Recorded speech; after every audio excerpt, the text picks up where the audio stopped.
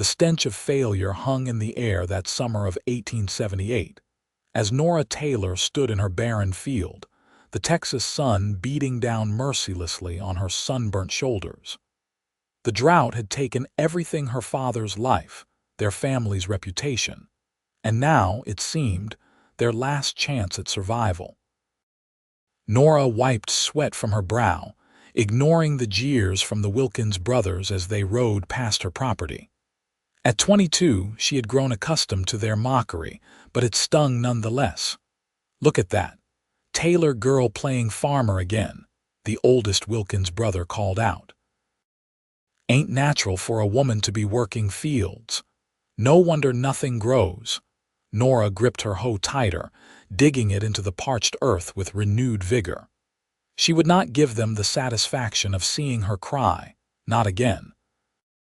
Since her father's passing 3 months ago, she'd faced their taunts almost daily.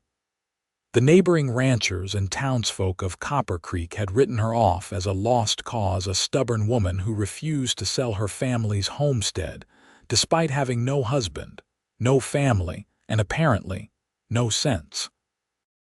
"This land is mine," she whispered to herself as the men's laughter faded in the distance, "and I will make it bloom again." But as she surveyed the cracked soil stretching out before her, doubt crept in like a shadow. Without rain, without help, without money for proper irrigation, how long could she hold on? The bank had given her until the end of summer to make a payment on her father's loan. After that, everything her family had built would be lost. The next morning dawned with unusual mercy, clouds gathering on the horizon as Nora made her way into town for supplies. Copper Creek wasn't much a dusty main street flanked by weathered buildings, the sound of piano music drifting from the saloon despite the early hour.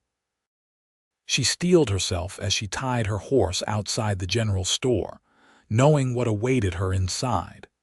Mrs. Holloway, the storekeeper's wife, barely acknowledged Nora as she entered, continuing her conversation with another customer as though Nora were invisible. This was another indignity. She had grown used to the women of Copper Creek treated her like an oddity, a cautionary tale of what happened to girls who didn't secure a husband. "Just some flour, salt, and beans, please," Nora said, placing her meager coins on the counter. "Mrs. Holloway finally turned, her lips pursed in disapproval. "Running low on credit, Miss Taylor. Don't know if Mr. Holloway will extend any more." "These are cash," Nora replied quietly, pushing the coins forward, "and I'll have more when my crops come in." A snort from behind made Nora turn. Edith Sanders, the banker's wife, stood with her basket of finery, eyeing Nora with undisguised disdain. "Crops? My dear, everyone knows that land of yours is cursed. Your poor father couldn't make it yield, and now—" She gestured at Nora's worn dress and calloused hands. "Look what it's done to you. A young woman should be pursuing more appropriate endeavors." Nora felt her face flush but kept her voice steady. "Farming is an honest living, Mrs. Sanders. For men, perhaps, you're making yourself into a spectacle. My Thomas says it's just a matter of time before that property falls to someone who knows what to do with it." Before Nora could respond, the store's bell jingled and a hush fell over the room. A tall figure ducked through the doorway, a man she didn't recognize. He was dust-covered from the trail, his broad shoulders filling out a simple cotton shirt, a worn cowboy hat in his hands as he nodded politely to the ladies in the store. "Afternoon," he said, his voice deep and pleasant. "Hope I'm not interrupting, Mrs." Holloway's demeanor changed instantly, a smile blooming on her formerly sour face. "Not at all. You must be Mr. Abernathy. My husband mentioned you might be coming by." "Preston Abernathy," he confirmed, extending a hand. "Just purchased the old Miller place west of town." Nora's eyes widened slightly. The Miller property bordered her own, a fact that explained the immediate change in the women's attitudes. A new landowner, especially an unmarried one judging by the predatory gleam in Mrs. Sanders' eye, was cause for excitement in a town like Copper Creek. "You have perfect timing, Mr. Abernathy," Mrs. Sanders gushed. "We were just discussing the difficulties of farming in these parts. Such unpredictable weather." Preston nodded, his gaze drifting to Nora, taking in her sun-darkened skin and work-worn appearance. Unlike the others, there was no judgment in his hazel eyes, just curiosity. "I've heard it's been a rough season," he said, "but I'm hoping to turn things around." "An experienced farmer, then?" Mrs. Holloway asked eagerly. A slight smile touched his lips. "I've worked the land most of my life, though I've tried my hand at a few other trades. Most recently, I was helping build the railroad in Colorado." As the women continued their eager interrogation of Preston Abernathy, Nora gathered her purchases and slipped out of the store. She didn't have time for town gossip or the disappointment of watching another neighbor succeed where she was failing. The clouds that had promised rain earlier were already dispersing, leaving nothing but the relentless sun once more. She was halfway to her horse when a voice called out behind her. "Miss, you dropped this." Nora turned to find Preston Abernathy holding out one of her precious sacks of bean seeds. He'd followed her outside, leaving his admiring audience behind. "Thank you," she said, taking the package carefully. "You're my neighbor, aren't you?" he asked, studying her face. "I saw you working your fields yesterday when I was riding the boundary line." Nora stiffened, waiting for the inevitable mockery. "That's right, I'm Nora Taylor." To her surprise, he simply nodded. "Preston Abernathy. Pleased to meet you, Miss Taylor." He glanced at the sky and frowned. "Looks like that rain's not coming after all." "It rarely does these days," she replied, securing her packages to her saddle. Preston watched her for a moment longer. "I noticed you've got a good water source on your property, that creek that runs through the north corner." Nora's hands stilled. "The creek had all but dried up 3 weeks ago. It's barely a trickle now." "Might not stay that way," he said, his voice thoughtful. "I've seen a technique for irrigation that could help both our properties. Used it successfully in Arizona territory a few years back." Suspicion flared in Nora's mind. Men had been trying to get their hands on her family's land since her father's death. Was this just another approach? "I'm managing just fine, Mr. Abernathy," she said coolly, mounting her horse. He stepped back, seeming to sense her distrust. "Of course. Just being neighborly." "Good day, Miss Taylor." Nora nodded curtly and rode off, feeling his gaze follow her down the street. Only when she was well outside of town did she allow herself to wonder if she had been too hasty.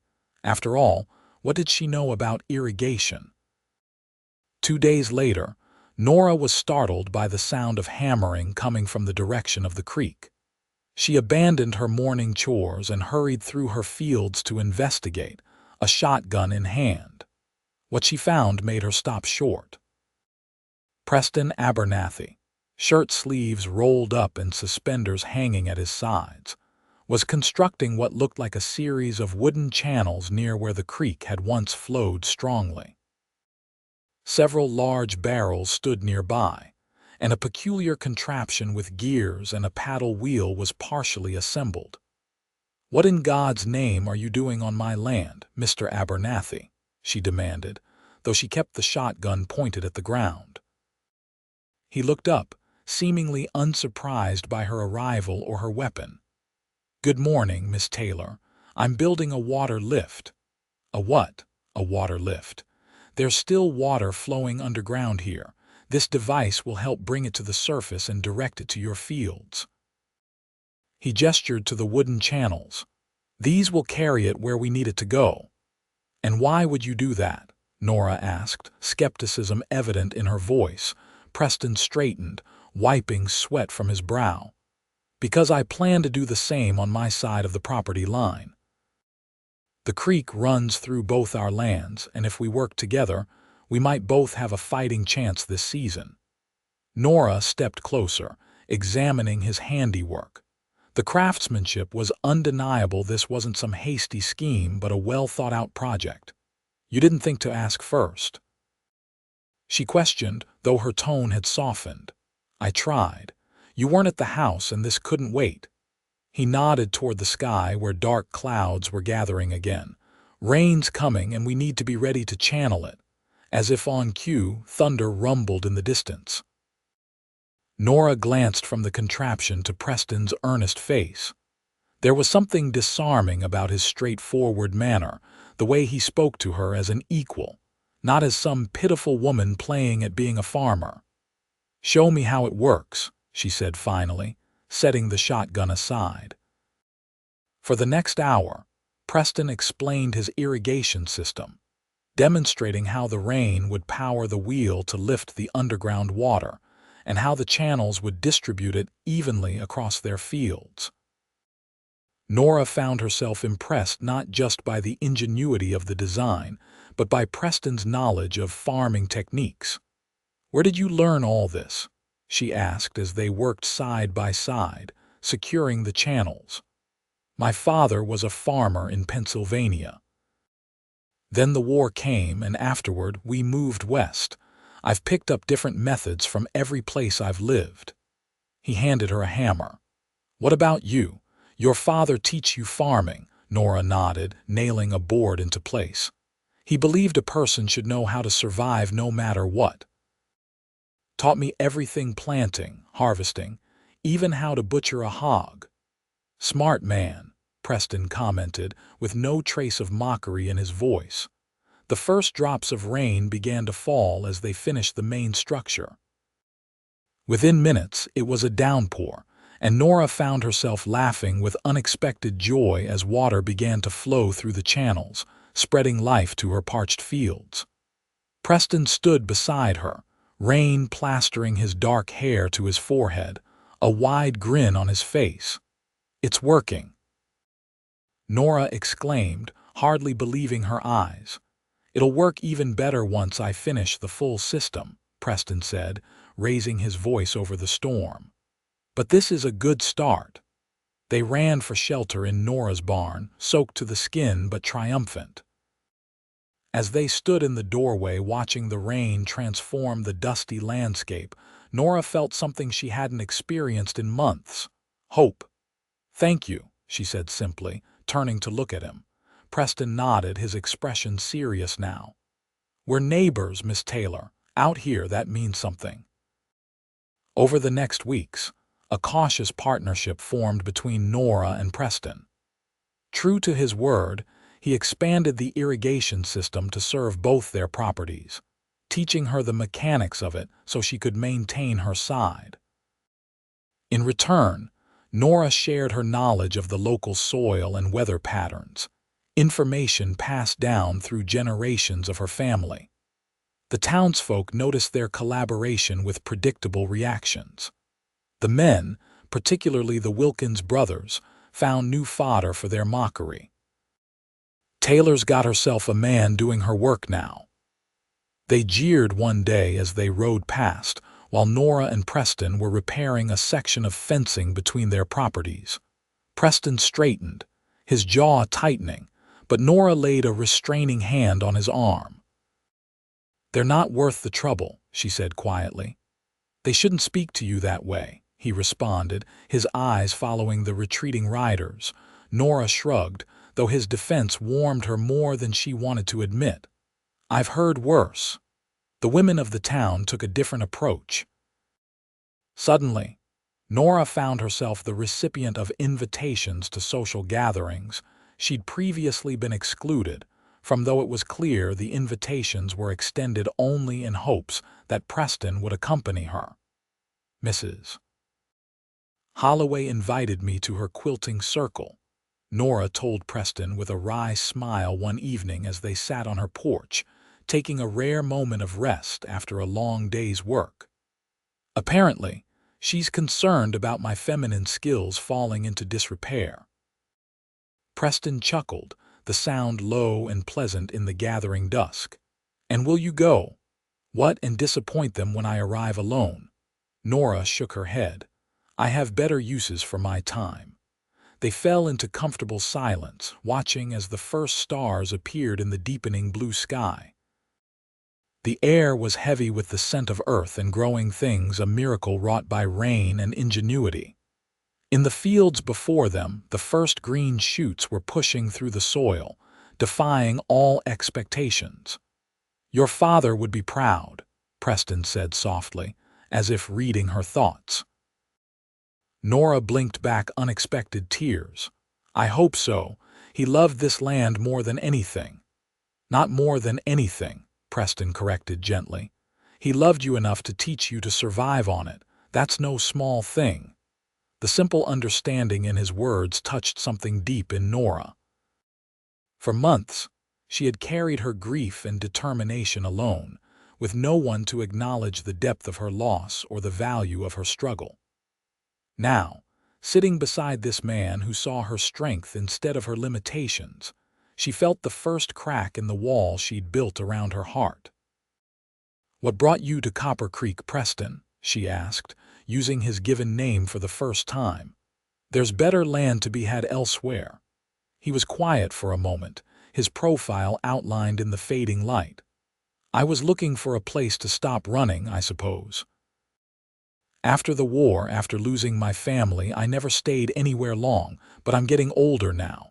33 next month. Figured it was time to put down roots. And you chose here. Nora gestured to the harsh landscape around them. A smile tugged at his lips. I like a challenge.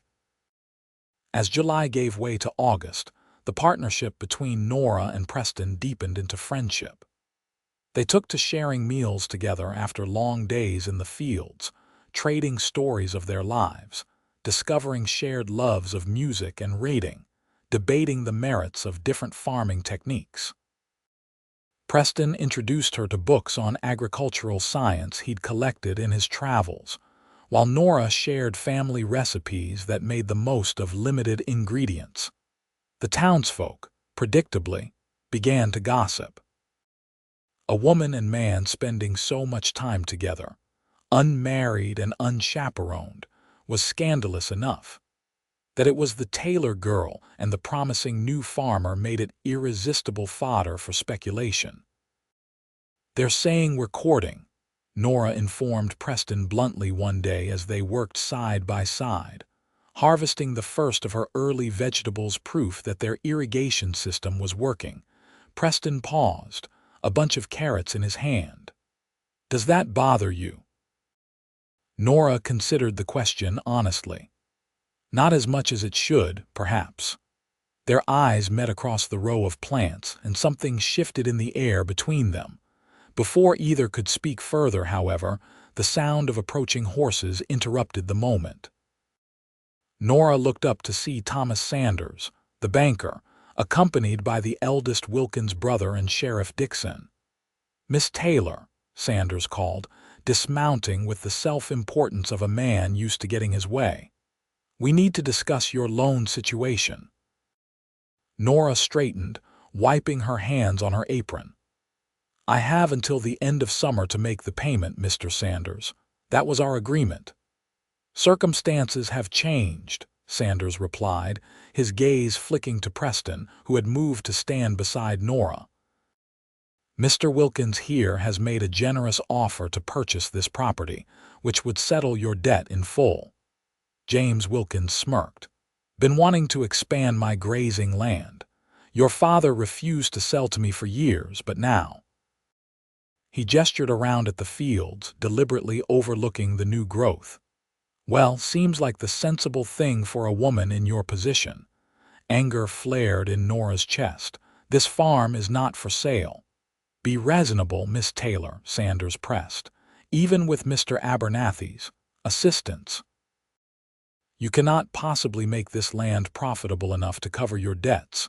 The Wilkins offer is more than fair. I believe Miss Taylor has made her position clear, Preston interjected, his voice calm but carrying an edge of steel. And I can attest that her crops are coming in nicely. She'll have her payment by the agreed-upon date. Sanders turned his attention to Preston, his expression calculating.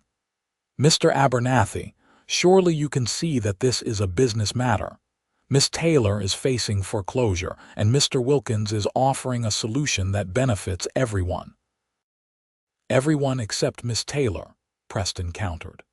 "And as her business partner in our irrigation venture, I have a vested interest in seeing her succeed." The word partner hung in the air, carrying implications that made Sanders' eyebrows rise and Wilkins' expression darken with anger. "So that's how it is," Wilkins spat. "You two cooking up some scheme together." Sheriff Dixon, who had remained silent until now, cleared his throat uncomfortably. "Now, James, let's not make accusations. If Miss Taylor says she can make the payment, we should give her the chance." "Thank you, Sheriff," Nora said firmly. "Now, if you gentlemen will excuse us, we have work to do." After a tense moment, the men remounted their horses and rode off, Wilkins glaring back over his shoulder as they departed. "They won't give up easily," Preston observed once they were alone again. "No," Nora agreed, her hands trembling slightly with the aftermath of anger and adrenaline. "The Wilkins family has wanted our water rights for years. They just didn't count on me being as stubborn as my father." Preston smiled at that, a warm, appreciative smile that made Nora's heart skip. Stubbornness is underrated. It's what keeps people going when sense says to quit. That evening, as they sat by the fire in Nora's small house, the confrontation with Sanders and Wilkins still weighed on her mind. "What did you mean when you called yourself my business partner?" she asked finally, watching Preston's face in the firelight. He looked up from the book he'd been reading. "It seemed the simplest explanation for our arrangement. Unless you object." "No, I don't object, but we've never discussed terms of any partnership." Preston closed his book, giving her his full attention. "What terms would you propose?" Nora considered carefully. "Equal investment, equal return. My land, your irrigation system. We share the profits from both properties' harvests." "That seems fair," Preston agreed, though something in his eyes suggested he was thinking beyond mere business arrangements. "There's something else," Nora said, gathering her courage. "If we're to be business partners, we should be honest with each other. The bank loan. It's larger than I've let on. My father borrowed heavily last year after the drought. Even with a good harvest, I may not make enough to cover it." Preston was quiet for a moment.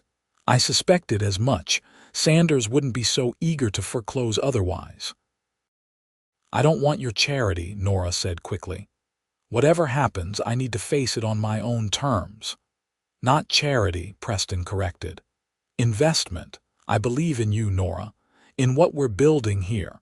Let me help you secure the loan extension. After that, we'll be true partners in every sense." The sincerity in his voice made her throat tight with emotion. "Why are you doing this, Preston? You barely know me." He held her gaze steadily. "I know enough.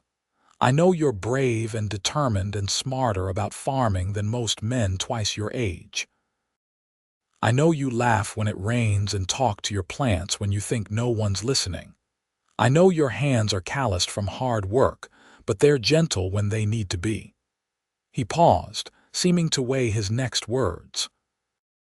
"And I know that since I met you, for the first time in years, I'm thinking about more than just surviving until tomorrow." The confession hung in the air between them, honest and unadorned. Nora felt her carefully constructed defenses crumbling. No man had ever seen her so clearly or valued her for precisely the things others mocked. "I'm afraid," she admitted, her voice barely above a whisper. "Not of the work or the land or even failing. I'm afraid of trusting someone again, of letting them matter." Preston nodded, understanding in his eyes. "Fear's natural, but so is hope." He reached across the table, his hand open, an invitation rather than a demand. "I'm not asking for promises, Nora, just a chance." Slowly, deliberately, she placed her hand in his. The simple contact sent warmth spreading through her, a feeling so long forgotten she almost didn't recognize it. Possibility. As August ripened into September, so too did the crops in Nora and Preston's fields, defying the expectations of everyone in Copper Creek. The irrigation system proved more effective than either had dared hope, and when the late summer rains came, their strategically planted fields flourished while others struggled with flooding or runoff. Their partnership flourished as well, developing a rhythm as natural as the seasons. They worked side by side during the days, shared meals and conversation in the evenings, and gradually, cautiously, allowed themselves to acknowledge the deepening connection between them. The first time Preston kissed her was on a Sunday afternoon, after they had spent the morning harvesting beans. They were sitting in the shade of an old oak tree, taking a rare moment of rest, when he reached over to brush a strand of hair from her face. His touch lingered, and when their eyes met, Nora felt the last of her reservations dissolve. The kiss was gentle at first, a question more than a demand, but when she responded, it transformed into something more profound, a promise, a beginning, a homecoming. When they finally parted, Preston rested his forehead against hers, his voice husky with emotion. "I'm falling in love with you, Nora Taylor," he said simply. "I thought you should know." Nora smiled, her heart lighter than it had been in years. "I suspected as much, and I find myself in a similar condition." Their courtship progressed with the same practical tenderness that characterized everything between them. Preston began staying later in the evenings, reluctant to return to his own empty house. They talked of the future, not just the harvest, but beyond, to the life they might build together. For the first time since her father's death, Nora allowed herself to imagine a future filled with more than just survival. But the threat from the bank and the Wilkins family remained. The loan payment deadline approached, and though their crops were promising, the full harvest would come just days too late to meet Sanders' demands. Preston offered again to help financially, but Nora's pride was still a formidable force. "We'll find another way," she insisted. "I won't start our partnership with debt between us." They decided to approach Sanders together, hoping to negotiate a short extension based on the visible success of their fields. But when they arrived at the bank, they found James Wilkins already there, deep in conversation with the banker. "Miss Taylor, Mr. Abernathy," Sanders greeted them with false cordiality. "I was just explaining to Mr. Wilkins that the deadline for your loan payment is this Friday." "That's what we've come to discuss," Nora said, keeping her voice steady. "As you can see, our crops are coming in well. We're requesting a 2-week extension to allow us to harvest and bring the produce to market." Sanders exchanged a glance with Wilkins, whose smirk made Nora's stomach tighten with apprehension. "I'm afraid that won't be possible," Sanders said smoothly. "The bank has its policies." "Policies that seem remarkably flexible when it suits you," Preston observed, his tone deceptively mild. Wilkins stepped forward, his large frame imposing. "No need for accusations, Abernathy. I'm still willing to buy the Taylor property and settle the debt. It's the sensible solution." "I've already told you the farm is not for sale," Nora stated firmly. "Might not be your choice anymore," Wilkins replied, his smile cold. "Sanders here tells me you're short on the payment. Once the bank forecloses, I'll be first in line to purchase, and at a much lower price." Preston's hand found Nora's, a silent gesture of support. "We're requesting a reasonable accommodation based on visible evidence of the farm's renewed productivity. If Mr. Sanders declines, we'll be forced to take the matter to the bank's board of directors."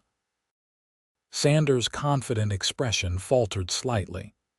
"That would be unnecessary. Perhaps we could discuss a partial payment now, with the remainder due after your harvest." The negotiation that followed was tense but ultimately successful.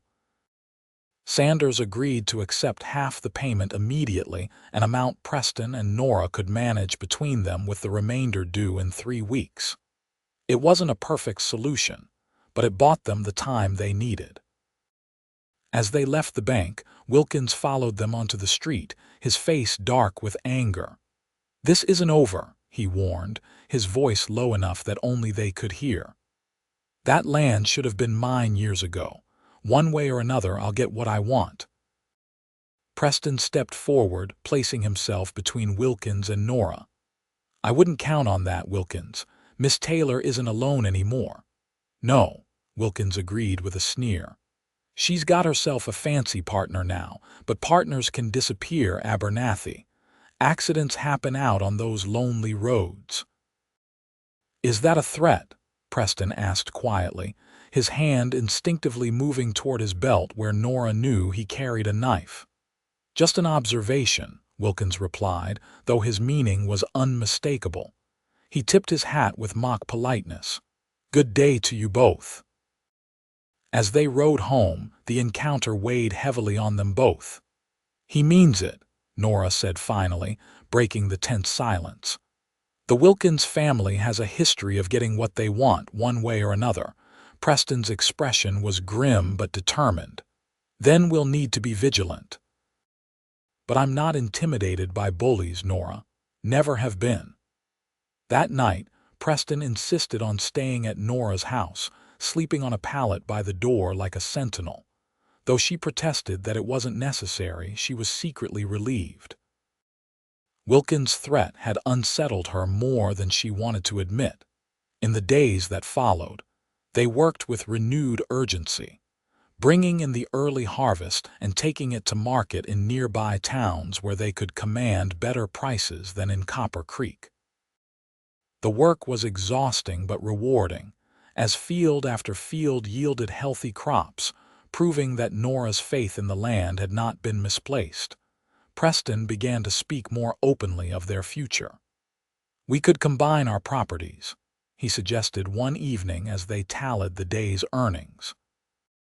"With both farms working together, we'd have something special here." Nora looked up, understanding the deeper question beneath his words. "Are you proposing a merger, Mr. Abernathy?" His smile was warm and certain. "In every sense of the word, Miss Taylor." Before she could respond, however, they were interrupted by the sound of distant shouting.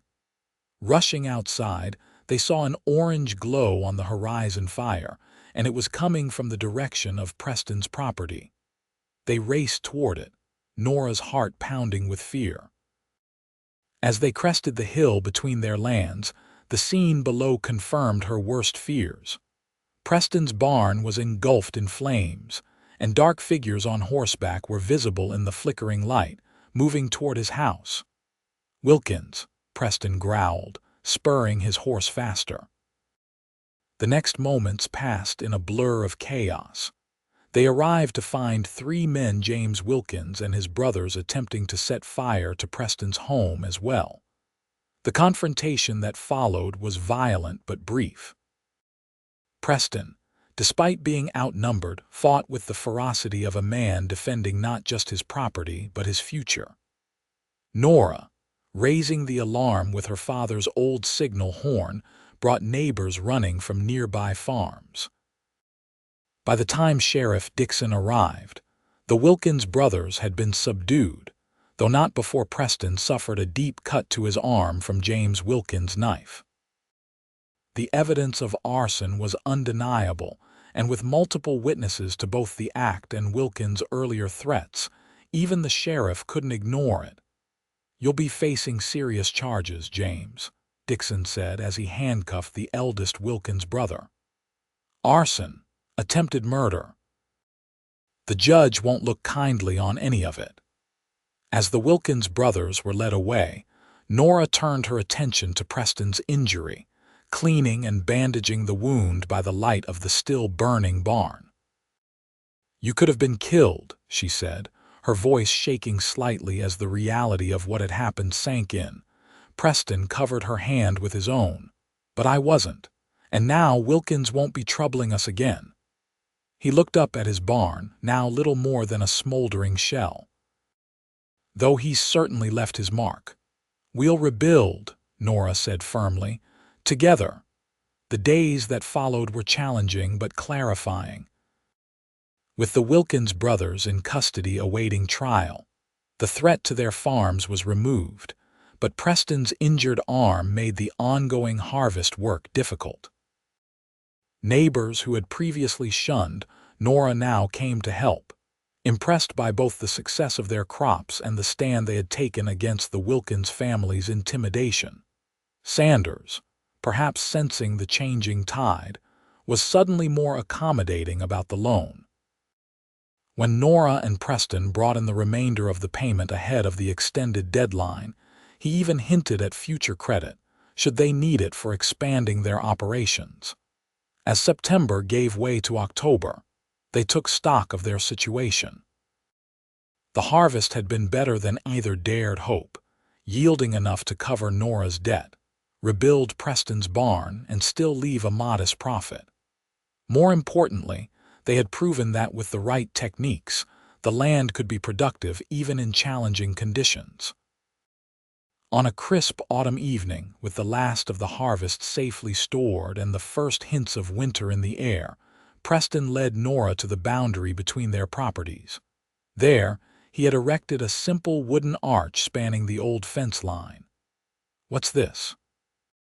Nora asked, touching the smooth wood wonderingly. Preston took both her hands in his eyes reflecting the golden sunset. "A gate, between your land and mine." He paused, suddenly seeming less certain. "At least I hope it will be," understanding dawned, and Nora's heart swelled with emotion. "Preston Abernathy, are you asking what I think you're asking?" He dropped to one knee, still holding her hands. "Nora Taylor, from the moment I saw you standing in that field, refusing to give up despite everything, I knew you were extraordinary. You've shown me that some things are worth stopping for, worth fighting for, worth building a life around." He reached into his pocket and withdrew a simple gold band. "Will you marry me, join our lands, and build that life with me?" Tears blurred Nora's vision as she looked down at this man who had seen value in her determination when others saw only failure, who had worked beside her as an equal, who had defended her with his life. "Yes," she whispered, then louder. "Yes, I will marry you, Preston." He slid the ring onto her finger, then stood and pulled her into his arms, sealing their promise with a kiss that held all the hope and passion and certainty they had found in each other. 2 weeks later, they were married in a simple ceremony at the church in Copper Creek. The same townsfolk who had mocked and ostracized Nora now celebrated the union of the two most successful farmers in the area, though Nora noted with wry amusement that Mrs. Sanders and Mrs. Holloway looked particularly sour throughout the festivities. After the celebration, as they walked hand in hand through their flourishing fields, Preston stopped and pulled Nora close. "You remember what those Wilkins boys used to say?" he asked softly. "About it not being natural for a woman to work the fields." Nora nodded, the memory still stinging slightly despite everything that had changed. Preston gestured to the abundant crops surrounding them, golden in the autumn light. "Well, they were wrong about that, just like they were wrong about this land." He smiled, touching her cheek tenderly. "They mocked you for working the fields, but look at us now, our crops finally grew." Nora leaned into his embrace, feeling the strength and certainty of the life they were building together. "They grew because we believed they could, because we were stubborn enough not to give up. Because we found each other," Preston added, his voice husky with emotion. "And some partnerships, it seems, are just meant to be." As the sun set on their joined lands, painting the horizon in shades of promise, Nora Taylor Abernathy knew that at last she had found not just survival, but belonging. The roots they were putting down would grow deep and strong, nourished by shared purpose and love, yielding harvests for many years to come.